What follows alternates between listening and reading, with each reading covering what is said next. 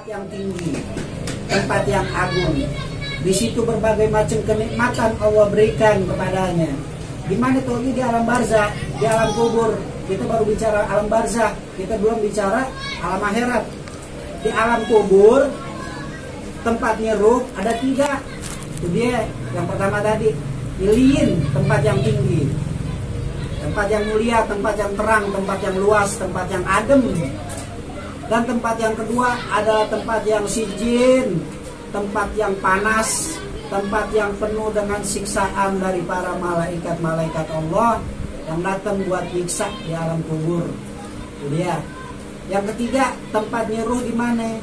Tempatnya ruh adalah dengan kehendak Allah, Allah mengembalikan ruh kepada jasadnya. Ya, jasadnya si pemilik ruh. Jadi yang namanya ruh nggak bisa mampir tuh ke jiwanya Yudi. Ruh nggak bisa, ruhnya si Fulan udah meninggal mampir ke jiwanya Yudi itu kagak bisa. Ruhnya Fulan mampir, ya datang mampir ke jiwanya si Fulan kagak bisa. Ya, ada itu jin, setan kayak gitu. Nah, maka dengan kehendak Allah ruh dikembalikan lagi ketika di alam kubur. Ruh dikembalikan lagi. Apakah jiwanya itu, apakah jasadnya itu untuk menerima nikmat dari Allah, apakah itu untuk menerima siksa dari Allah? Nah, itu dia. Maka ruh yang ketiga ini, tempat yang ketiga, dia bisa kemanapun dia pergi, dia bisa. Ya, atas kehendak Allah kemanapun dia pergi, dia bisa. Apalagi makamnya iliyin.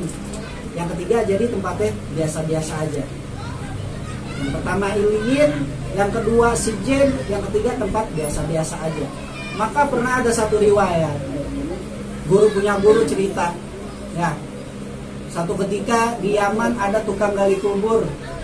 Ada tukang gali kubur, satu malam dia bermimpi didatengin sama 2 wanita. 2 wanita itu datang ke dalam mimpinya ngasih tahu, pulang tukang gali kubur, besok bakal ada orang meninggal, jangan tempatin dia dikuburin di antara kubur kami, kata 2 perempuan itu. Akhirnya dia bangun dari tidurnya, kemudian dia tidur lagi karena dianggap ini cuma mimpi. Tidur yang kedua, dia mimpi lagi dengan mimpi yang sama. Akhirnya dia bangun lagi, dia belum percaya sama mimpinya. Akhirnya dia tidur lagi. Setelah itu dia mimpi sampai ketiga kali. Besoknya kejadian, ada orang meninggal dan dia tukang maksiat, ahli maksiat, durhaka sama Allah Ta'ala. Akhirnya ini mayat yang tukang maksiat, ahli maksiat dimandiin, dikapanin, disolatin sebagaimana biasa. Sampai tiba masanya tukang gali kubur cari kubur buat kuburin mayat. Dicari sono kesini, akhirnya ketemu tuh satu tempat yang kosong di antara 2 kubur. Dilihat kubur yang sebelah kiri namanya perempuan, dilihat kubur yang sebelah kanan namanya perempuan. Akhirnya di dalam hati, wah jangan-jangan ini yang hadir dalam mimpi saya. Akhirnya dia bingung tuh harus kayak gimana. Ya, inilah orang yang soleh, bisa pergi kemana aja, dimanapun dia mau. Apalagi sekelas makam Sunan Gunung Jati, mustahil kalau beliau, kita sering kesono beliau nggak hadir buat doain kita. Amin. Ya. Maka inilah orang soleh aja hadir bisa. Maka ketahuilah pertolongan orang soleh setelah beliau ini meninggal itu jauh lebih dahsyat pertolongannya daripada semasa hidupnya. Kenapa? Karena semasa hidup terbatas waktu dan tempat. Tapi kalau sudah meninggal, setelah Allah mau bagaimana, dia mau Allah perjalanin, dia mau Allah perjalanin, dia mau Allah perjalanin. Begitulah orang-orang yang soleh. Nah, kemudian ada lagi sekelas makam-makam ulama.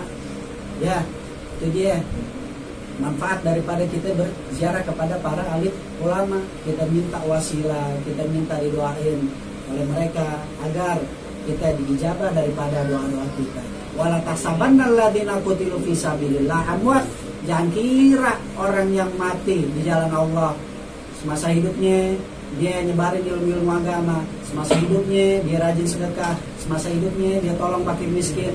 Jangan kira orang-orang yang mati di jalan Allah ini mereka mati balahya Mereka hidup di sisi Allah, yurzakun, akan dilimpahkan nikmat yang banyak di sisi Allah.